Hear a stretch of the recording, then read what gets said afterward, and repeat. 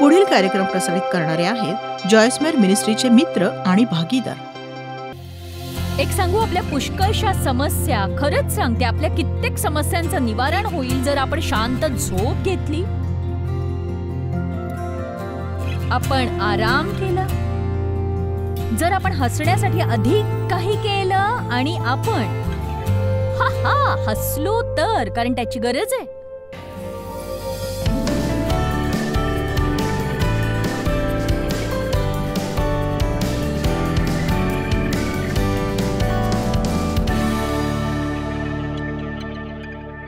आज आपण स्वतःवर दया करण्याविषयी बोलणार आहोत. आपण संतुलनाविषयी बोलत होतो आणि गोष्टींचं संतुलन कसं बिघडू नये ही आपली इच्छा असते, म्हणून दुखावलेल्या इतरांवर आपण दया करण्याची गरज आहे. दया जी करुणा आहे, खरी धार्मिक दया जी करुणा असते, जी दुसऱ्या कुठल्या तरी दुखावलेल्या व्यक्तीच्या प्रती आपल्या मनात असते. बायबल सांगतं येशूला स्पर्श करते सहानुभूती, दया आणि करुणाही, आणि मग तो जाऊन लोकांना मदत करतो. जर आपण इतरांकडे करुणेने पाहिलं आणि आपल्याकडे काय नाही यावरून लक्ष हटवलं तर आपण स्वतःवरच्या बाह्य गोष्टीऐवजी आतल्या गोष्टींवर अधिक लक्ष केंद्रित करायला लागू. गलतीकरास अध्याय 5 जिथून आपण सुरुवात करूया. आपल्याकडे त्या अनेक गोष्टींची यादी आहे ज्याला बायबल पाप म्हणतं. पाप 19व्या वचनापासून सुरुवात करूया. देहाची कर्मे तर उघड आहेत, तीही की जारकर्म, अशुद्धपणा, कामातुरपणा, मूर्तीपूजा, चेटके, वैर, कलह, मत्सर. बघा, मत्सर उदाहरणादाखल की ज्या बाबतीत आपण खरंच खूप काहीतरी करायला हवं आणि आपण ते करत नाही, आपण दुसऱ्यांचा मत्सर आणि हेवा करतच राहतो, ज्याला काही अर्थ नसतो खरं तर. राग, तट, फुटी, पक्षभेद, हेवा, दारूबाजी, रंगेलपणा. राग, तट, फुटी, पक्षभेद, हेवा, दारूबाजी, रंगेलपणा आणि अशा इतर गोष्टी याविषयी जे मी पूर्वी सांगून ठेवले होते तेच आता सांगून ठेवतो की असे कर्मे करणाऱ्यांना देवाच्या राज्याचे वतन मिळणार नाही. बघा, जर कोणी घाबरलं याचा अर्थ असा नाही की जर तुम्ही चिडलात तर तुम्हाला स्वर्गात जाता येणार नाही. याचा अर्थ असा की तुम्ही त्या पापाच्या अधीन जाल तर मात्र नक्कीच कुठेतरी काहीतरी चुकतंय. परमेश्वराला स्वतःविषयीचं सत्य दाखवू द्या आणि मुक्त व्हा. विश्वासणाऱ्याने अशा पद्धतीने जगावं हा तो मार्ग नव्हे. आणि अनेक वर्षांपूर्वी जेव्हा स्वतःवर दया करण्याविषयी परमेश्वर मला शिकवत होता आणि मी अभ्यास करत असलेल्या यादीपर्यंत आणलं, मला वाटलं स्वतःवर दया करणं हे यादीत नाही. आणि मग मला कळलं की नाही, कारण स्वतःवर दया म्हणजे मूर्तीपूजा होय. जेव्हा आपल्याला आपल्याबद्दलच वाईट वाटतं, आपण आतल्या बाजूला वळतो आणि स्वतःलाच पूजतो आणि सगळं काही माझ्याविषयीच, माझ्याविषयी, माझं संपूर्ण जग माझ्यातच सामावतं आणि मी स्वयंकेंद्री बनते. मी स्वतःचीच पूजा करते आणि याने परमेश्वर प्रसन्न होत नाही. आणि हे परमेश्वराला मुख्यतः याच कारणास्तव आवडत नाही कारण ते आपल्यासाठी वाईट असतं. असा कुठलाच मार्ग नाही ज्यात आपण सतत स्वतःकडे लक्ष लावून आनंदी राहू शकू. किती जणांना सुखी राहायचंय, म्हणजे खरोखर सुखी, आनंदी. आमेन. बघा, सगळ्यांच्या इच्छेचं मूळ हे की आपण खरोखर आनंदी राहू शकतो, आपण जीवनाचा आनंद लुटू शकतो. आणि मी तुमच्याशी स्वतःची दया करत बसण्याविषयी बोलत नाहीये. इतकी खात्री करा आपण संतुलन राखू, कारण ते नेहमीच महत्वाचं आहे. बघा, कोणी असा विचार करू नये की मी म्हणते की तुम्ही कधीच दुःखी होणार नाही. निश्चितच जर तुम्हाला कोणी निराश केलं, कोणी दुखावलं किंवा कुणी तुमच्याशी अयोग्य वागलं तर बहुधा तुम्हाला दुःख होईलच. पण परमेश्वराने आपल्याला अशा गोष्टींशी लढा देऊन आपल्याला योग्यपणे वाट काढण्यास लागणारी सामग्री दिली आहे आणि त्यांना आपल्यावर ताबा मिळवू देऊ नका. जर समजा कोणी प्रियजन मरण पावलं तर दुःखाच्या प्रक्रियेतून पार जाणं ही साहजिक प्रतिक्रिया आहे. असं न झालं तर ते खरं तर बरं नाही, पण त्या दुःखाच्या आत्म्याला तुमच्या जीवनावर ताबा मिळवून तुम्ही इकडे असताना काही गमावलं म्हणून तुम्हाला आजीवन त्यातच अडकून राहाल असं होऊ देणं हे अयोग्य आहे, नक्कीच अयोग्य. तर एक सुदृढ पद्धत सांगायची तर आपल्याला आपल्या दुःख वेदना असूनही म्हणावं, माहितीये दुःख वेदना या येतात, म्हणूनच परमेश्वराने आपल्याला अश्रू दिली आहेत, केवळ स्वतःसाठी रडायला नव्हे तर इतर दुखावलेल्यांसाठी सुद्धा. पण जर ते आपणावर हावी होऊ दिलं तर ते स्वतःवर दया करणं बनतं. आपल्यापैकी कोणीही स्वतःवर दया करण्याचे व्यसनी बनूच शकतो आपण. आणि मग काय होतं की आपली प्रथम प्रतिक्रिया जेव्हा आपल्या इच्छेप्रमाणे घडत नाही ती ही की आपल्याबद्दल वाईट वाटतं. आणि जर असं असेल तर तुम्ही त्याबद्दल काहीतरी करायला हवं आणि ते पटकन करायला हवं. आणि जर तसं नसेल, तुमची समस्या इतकी मोठी नसेल तर बरंच आहे, पण काहींची समस्या असते आणि आपण हा संदेश ऐकण्याचीही गरज आहे. आणि या संदेशाने तुम्हाला अशा समस्येत अडकण्यापासून रोखलंही जाईल. किती जणांना सैतानाकडून कीव पार्टीचं आमंत्रण आहे सांगा मला. सांगायला वाईट वाटतं पण आपण सगळे पुष्कळदा त्यात जातो. आशा करते आज आपण म्हणून धन्यवाद, मी तिथे आले होते, ते केलं, पण आता ते करू इच्छित नाहीये. आमेन. थोडंसं ओरडलात तर मला कळेल तुम्ही आहात.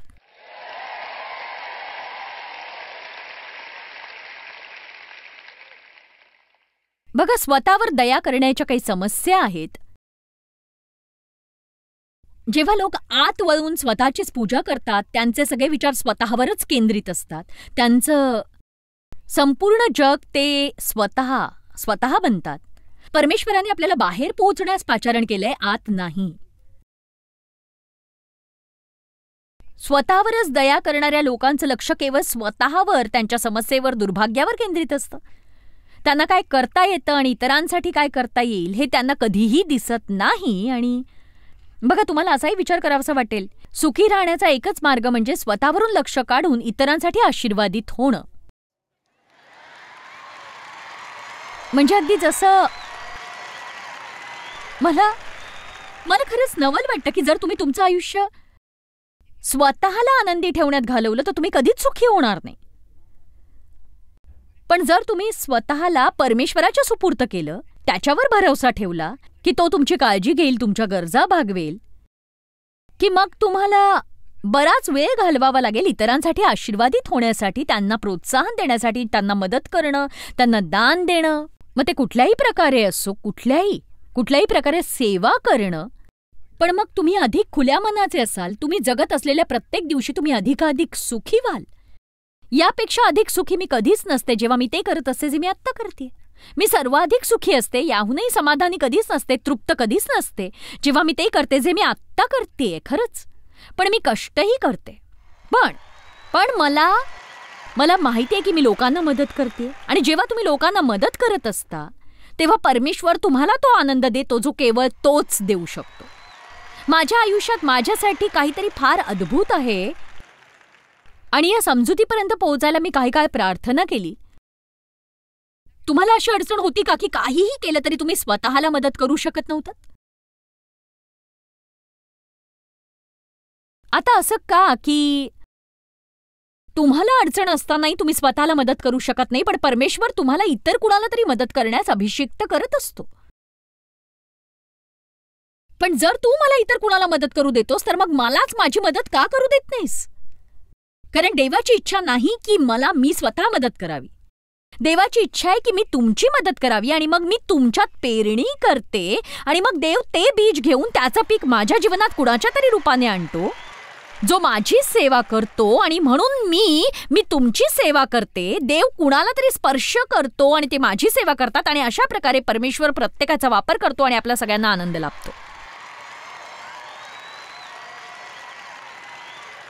आणि मी होते तसे जर तुम्ही असाल तर तुम्ही स्वतःला सुखी ठेवण्यात पुष्कळ वर्ष वाया घालवली आहेत आणि आता बदलण्याची वेळ आलेली आहे.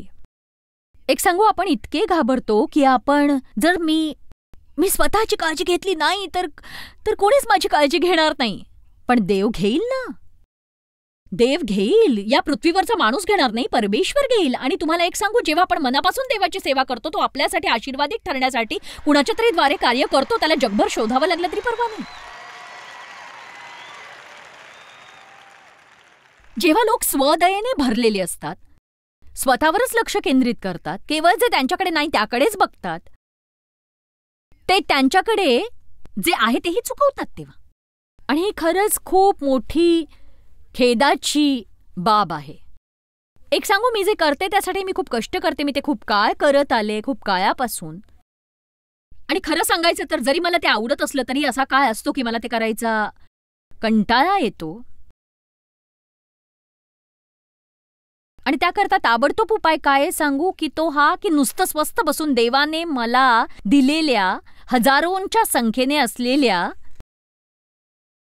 लोकांमधले आणि त्यांच्या जीवनातले बदल पाहणं आणि त्यांना वचन सांगणं आणि त्यांच्यातला बदल पाहणं. आता एक सांगू, माझा हा थकवा अक्षरशः 2 सेकंदात निघून जातो जेव्हा मी या सगळ्याचा विचार योग्य पद्धतीने करते. एक सांगू, जेव्हा मी म्हणते की कधी कधी मी थकते, मला कंटाळा येतो, तुम्ही जे करता त्याचा कंटाळा येतोच कधीतरी. ही तुमच्यासाठी पहिली सभा असेल. लोक म्हणतात की मी अशा सभेला आधी कधीच गेले नाही. हो, पण मी अनेकदा गेले.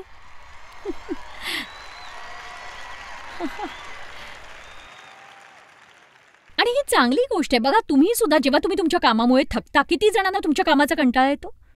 तुम्ही इतकंच करायला हवं की कुठेतरी जाऊन हा विचार करायला हवा की जर माझ्याकडे ही नोकरी नसती तर काय झालं असतं. निदान तुमच्याकडे नोकरी तरी तुम्हाला ती आवडत नसेल पण तुमच्याकडे आहे.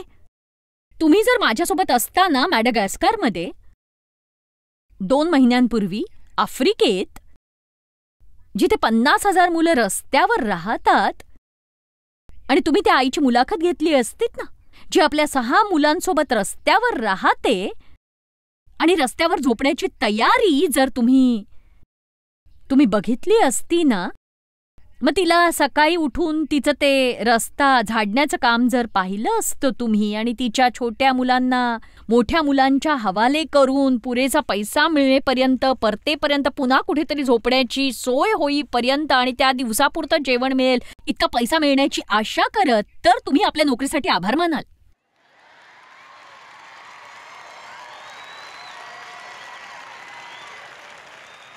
खरं सांगते, आपण कधीकधी मुद्दामून जास्त विचार करायला हवा. पण काय होतं, आपल्याकडे जे नाही त्याचाच विचार करण्यात आपला अधिक काळ निघून जातो. आणि आपण अमुकने किती थकलो, तमुकचा आपल्याला किती कंटाळा आलाय, पण बापरे, आपण किती आशीर्वादित आहोत हे बघा ना. आपण किती आशीर्वादित आहोत. किती आशीर्वादित, किती आशीर्वादित, किती आशीर्वादित. अरे बापरे. बघा, सगळ्यात वाईट गोष्ट संपूर्ण जीवनात हीच की लोकांना त्यांच्याकडे काय आहे तेच दिसत नाही, कधीच नाही. एक सांगू, आमचा एक चांगला मित्र, खरं तर तरुण माणूस, जो या आठवड्यात उपासनेचं नेतृत्व करणार होता, त्याला इकडे येणं जमलं नाही कारण साधारण 3 आठवड्यांपूर्वी त्याच्या 37 वर्षीय पत्नीला 3rd स्टेजचा कॅन्सर आहे असं मला समजलं आणि त्यांना 2 छोटी मुलं आहेत आणि म्हणून आम्ही त्याच्यासोबत उभे आहोत. आणि एक सांगू, जे त्याला ओळखतात त्यांना तो आवडतो आणि खरंच इतकी छान माणसं आहेत. म्हणजे लोकांनी त्यांना दिलं, त्यांना आशीर्वाद दिले, त्यांच्या मुलांना सांभाळलं, त्यांच्यासाठी स्वयंपाक केला, एका नव्या जागी गेले जिथे अजून नव्याने सुरुवात करायची, पण अजून काहीच झालं नाही कारण जसा पैसा असेल तसं थोडं थोडं ते करणार होते. पण आता तिची परिस्थिती गंभीर आहे आणि तिला काय काय सहन करावं लागतंय हे सांगताही येत नाही. म्हणून लोक एकत्र आले आणि कोणी येऊन त्यांची फरशी पुसली, कोणी कपाटं रचली, कोणी अमुक लावलं, कोणी तमुक आणलं. आणि मी सांगते की इथेच ख्रिस्ती चमकतात. इथेच आपण ख्रिस्ताच्या एका मंडळीप्रमाणे वागतो. आणि त्याच्याशी बोलत असताना मी त्याला म्हटलं की आता ऐका, मी मुद्द्यावर येते. मी म्हटलं की वाईट परिस्थितीत असूनही तू एका उत्तम परिस्थितीत आहेस. माझी इच्छा आहे तुम्ही याचा विचार करावा. जरी तुम्ही एका भयंकर परिस्थितीत असाल तरी तुम्ही एकटे नाही आहात. देवाचं तुमच्यावर प्रेम आहे. इथे पृथ्वीवर नसल्यास तू कुठे जाणार आहे हे तुला माहिती आहे. तू आशेविना नाहीयेस. कितीही वेळ लागला तरीही तू आशा आशा बाळगून राहा. पूर्वी काहीही यशस्वी झालं नसेल तरी तुझं भविष्य महान असेल, कारण परमेश्वराला नव्या सुरुवातीची भारी आवड आहे.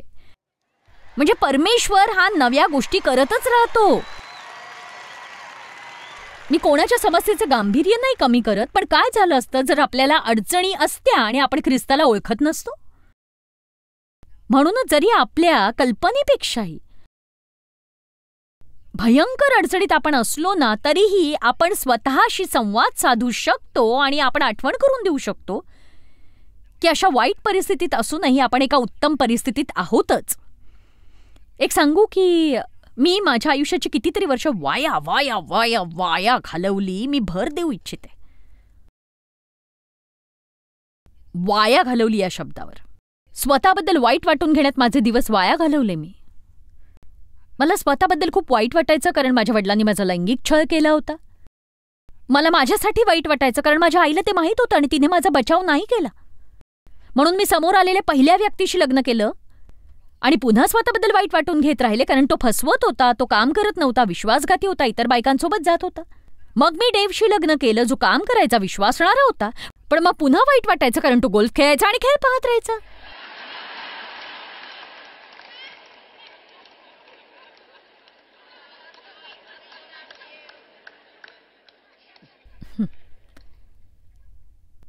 जेव्हा डेव्हचं आणि माझं लग्न झालं, मी फुल टाईम नोकरी करायची. मला त्याचंही वाईट वाटायचं कारण मला खूप काम पडायचं. माझ्या पहिल्या लग्नातून मला एक मुलगा झाला होता ज्याचं नाव डेव्हिड होतं आणि डेव्हनी त्याला दत्तक घेतलं. मला त्याच्यासोबत घरात जास्त वेळ घालवायचा होता, म्हणून मी माझ्या कामाच्या वेळा कमी करून अर्ध्या दिवसाचं काम घेतलं आणि तरीही मी आनंदी नव्हते आणि म्हणून मी ते सोडून दिलं. आणि मग मला घरात जास्त वेळ मिळायचा, पण मग मला त्यातूनही वाईट वाटायचं कारण मी सतत घरात असायचे आणि डेव्ह सतत बाहेर लोकांसोबत फिरायचं. असं कोणी आहे का इथे? होती का अशी परिस्थिती कुणाची सांगा? शेवटी डेव्हला रोज कामाला जावं लागायचं, लोकांसोबत असावं लागायचं, मी घरी मुलांना सांभाळायचे कारण जसं सुरुवातीला मी म्हटलं मला तेच हवं होतं. आणि एक सांगू का, लग्नाच्या सुरुवातीच्या काही वर्षात डेव्हने मला सुखी ठेवण्याचा प्रयत्न केला, पण मग एके दिवशी त्याने हात वर केले. तो म्हणाला, एक सांगू, आता बस. याचा अर्थ तो माझ्यासमोर थकला असा नव्हता. तो म्हणाला, तुला सुखी जग असं सांगण्यात मी आयुष्य नाही घालवू शकत. तू सुखी राहा की नको राहू, मी तर सुखी राहणारच आहे बाबा.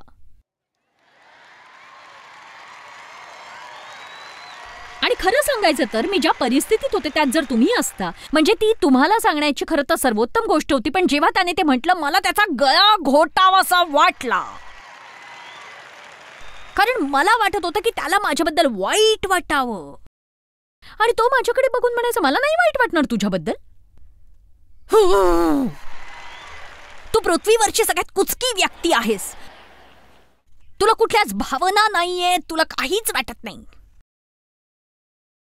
तो म्हणाला, मला तुझ्याबद्दल वाईट वाटणार नाही कारण त्याचा तुला काहीच फायदा होणार नाही.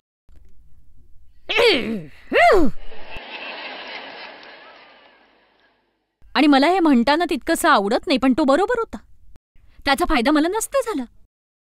कारण जेव्हा तुमची समस्या ही स्वदया असते, दुसऱ्यांना तुमच्याबद्दल वाईट वाटून त्या समस्येत भरच पडत राहते.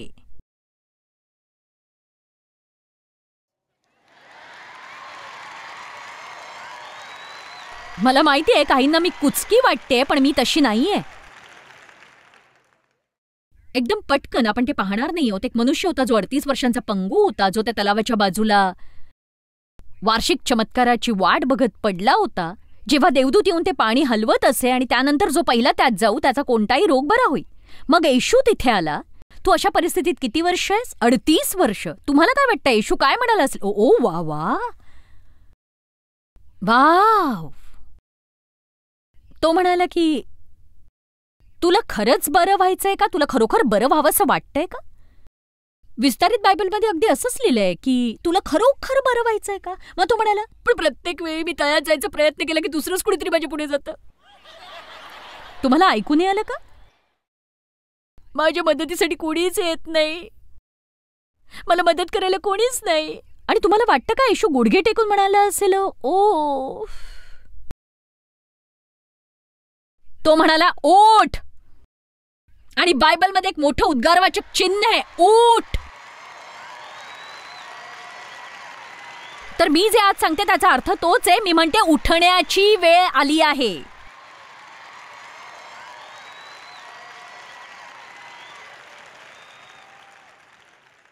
कारण केवळ थकणं, कंटाळा, स्वदया यातून तुम्हाला काहीच प्राप्त होत नाही. डोकेदुखी आणि पोटदुखी होण्याची खात्री मात्र पूर्ण आहे. हे सगळं होत राहील. मी उटाहामध्ये एका बाईला भेटले आणि ती म्हणाली, तुम्हाला सांगते सिस्टर, आयुष्याने मला जणू बस खाली ढकललंय. मी म्हटलं, एक सांगू, माझ्यासोबत तसंच झालं, पण आता मी तीच बस चालवते.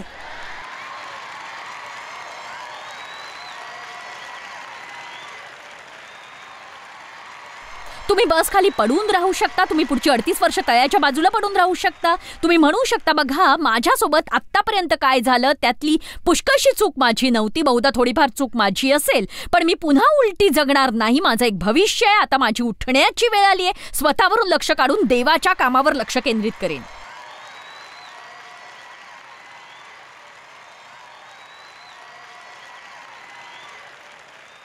स्वदयेचे हे काही उघडे दरवाजे आहेत, गोष्टी ज्या तुम्हाला टाळता येतील. तुमच्या आयुष्यातलं असंतुलन, तुम्हाला आवडणाऱ्या गोष्टी करण्यासाठी वेळ न काढणं, हे एक उघड आमंत्रण आहे जळून जाण्यासाठी. आणि जळून जाणं म्हणजे स्वदयेच्या पार्टीचं खास आमंत्रण आहे. जेव्हा मी सभेवरून घरी जाते, मी शनिवारी रात्री आणि रविवारी मला आवडणाऱ्या काही गोष्टी सतत करते. ते काय असेल अद्याप मला माहीत नाही, पण मला आवडणारं मी काहीतरी खाईन. मला आनंद देणाऱ्या काही गोष्टी मी करीन. कारण तसं जर मी केलं नाही तर मग मंगळवारपर्यंत बहुधा मला स्वतःविषयी वाईट वाटायला लागेल, कारण सोमवारी मला कॅनडाला जायची तयारी करायची आहे. बघा, अति थकणं सुद्धा स्वतःवर दया करण्याचं आमंत्रण असतं. आणि तुम्हाला एक सांगू का, की याच वेळी मी सर्वाधिक मोहात पडते जेव्हा मी खूप थकलेली असते, जेव्हा मी पुरेसा आराम करत नाही. आणि कधी कधी माझ्यासाठी केवळ झोप हा आराम नसतो, तर शांतताही असते. मला हवी असते ती शांतता. मी इथे गुरुवारी पोहोचले आणि मी माझ्या खोलीत गेले. देव आणि मी एकमेकांवर प्रेम करतो, पण प्रवास करत असताना त्याची एक खोली असते, माझी एक खोली असते. एक सांगू, आम्ही एकाच जागी असतो, पण तुम्ही म्हणाल, देवला गोल्फ पाहायचा असतो, मला शांतता हवी असते, मला अभ्यास करायचा असतो, देवला गाणं गायला आवडतं. म्हणून शांतीत राहण्यासाठी जे करावं लागेल ते करा, नक्की करा. आमेन.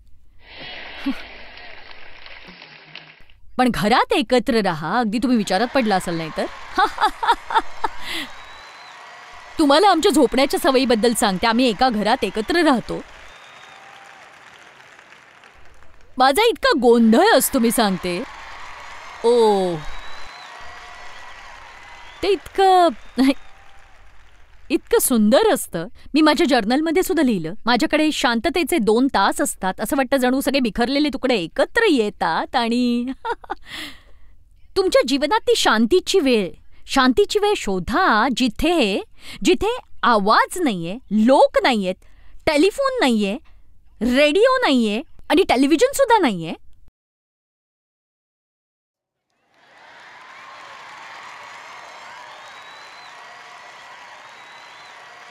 स्वतःवर दया करण्याचा आणखी एक उघडा दरवाजा म्हणजे अनिराकरणीय मुद्दे.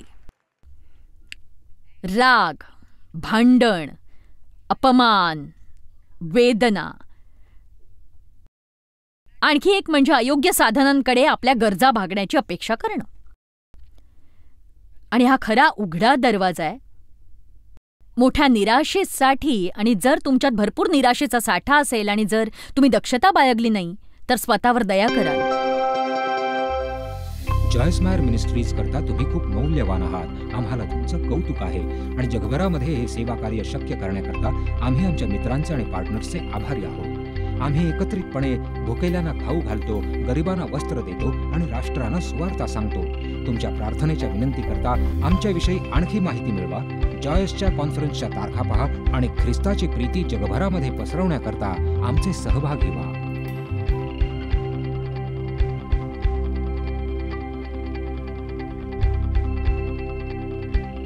याचा सर्व खर्च जॉयस्मॅर मिनिस्ट्रीचे मित्र आणि भागीदार करत आहेत.